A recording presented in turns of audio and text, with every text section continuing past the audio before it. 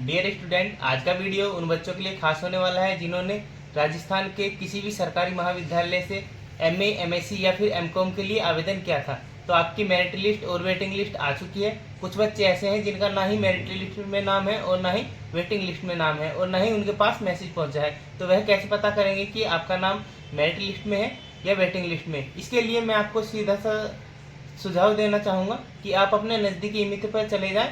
जो भी आपने फॉर्म फिलअप किया था उसके एप्लीकेशन आईडी नंबर से ई-मित्र वाला जांच करके बता देगा कि आपका मेरिट लिस्ट में नाम है या वेटिंग लिस्ट में, या दोनों में से किसी में भी नहीं है।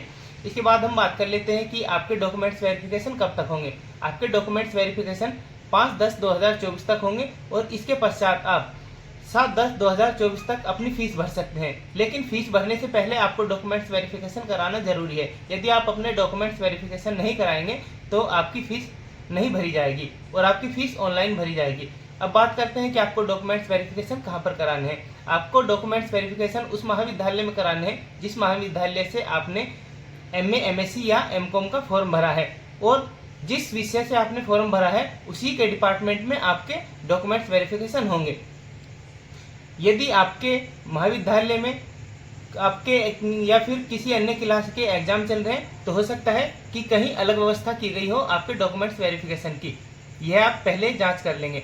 इसके बाद हम बात कर लेते हैं कि आपको कौन कौन से डॉक्यूमेंट्स की आवश्यकता पड़ेगी और किन किन डॉक्यूमेंट्स की फोटोकॉपी ले जानी है और कौन कौन से डॉक्यूमेंट्स ओरिजिनल ले जाने हैं और कौन से डॉक्यूमेंट्स आपको कहाँ से मिलेंगे। तो इसमें सबसे पहले हम बात कर लेते हैं आपका मूल आवेदन पत्र। जब आपने अपना फॉर्म भरा था तब ई-मित्र वाले ने आपको मूल आवेदन पत्र दिया होगा। इसके बाद दूसरे नंबर पे आता है बधाई पत्र।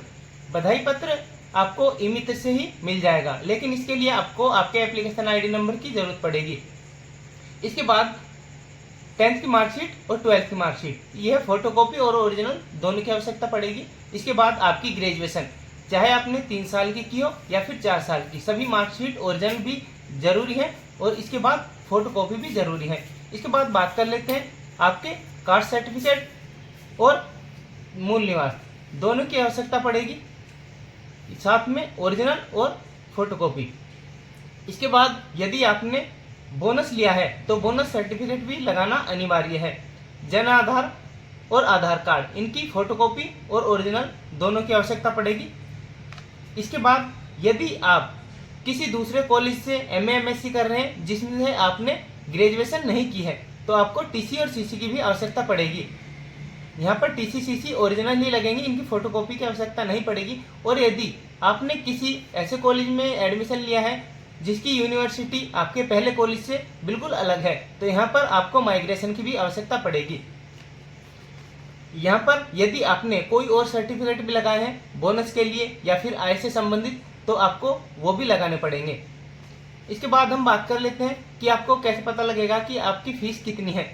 यह सूचना आपके बधाई पत्र में आपको मिल जाएगी।